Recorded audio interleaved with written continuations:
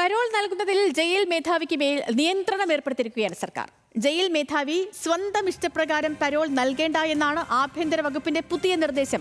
Police report എതിരായിട്ടും jail മേധാവി പരോളുകൾ അനുവദിച്ചിരുന്നു. അഞ്ജു ജയപ്രകാശിന്റെ വിവരങ്ങളുമായി. അഞ്ജു, നേരത്തെയും പല പരോളുകളും വിവാദത്തിലായിരുന്നു.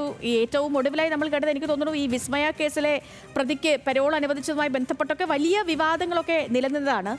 ഇപ്പോൾ എന്താണ് ഈ ആഭ്യന്തര വകുപ്പ് നൽകിയിരിക്കുന്ന നിർദ്ദേശം ജയിൽ മേധാവിക്ക്?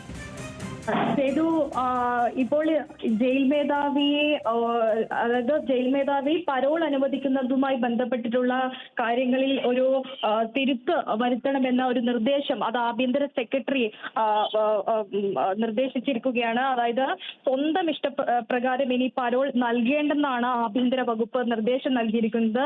അതായത് സാധാരണ ഈ പോലീസ് റിപ്പോർട്ടുകൾ എതിരാണെങ്കിൽ ചില കേസുകളിൽ ജയിൽ മേധാവി പരോൾ അനുവദിച്ചിട്ടുണ്ട് എന്ന് ചില കാര്യങ്ങൾ സൂചിപ്പിച്ചുകൊണ്ട് ആഭ്യന്തര സെക്രട്ടറി നിർദ്ദേശം നൽകിയിട്ടുണ്ട്. അപ്പോൾ അത്തരത്തിൽ പോലീസ് റിപ്പോർട്ട് എതിരാണെങ്കിൽ ഈ ജയിൽ ഉപദേശക സമിതിയുടെ അംഗീകാരമില്ലാതെ പരോൾ അനുവദിക്കരുത്. അങ്ങനെ അനുവദിച്ചിട്ടുണ്ട്.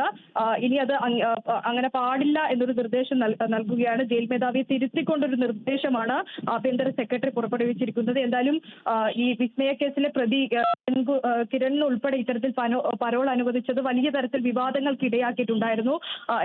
ഏത് തരത്തിലാണ് ഈ പരോൾ അനുവദിച്ചതുമായി ബന്ധപ്പെട്ട് അത്തരത്തിൽ പരാതികൾ വരുന്ന പശ്ചാത്തലത്തിലാണ് ഈ പരോളിൽ ഒരു തിരുത്ത് വേണമെന്ന്, ഒരു നിയന്ത്രണം വേണമെന്നൊരു നിർദ്ദേശം വ്യക്തമാണ്. പരോൾ നൽകുന്നതിൽ ജയിൽ മേധാവിക്ക് മേൽ സർക്കാർ നിയന്ത്രണം ഏർപ്പെടുത്തിയിരിക്കുന്നു. അഞ്ജു ജയപ്രകാശാണ് തിരുവനന്തപുരത്ത് നിന്ന് വിശദാംശങ്ങൾ നൽകിയത്.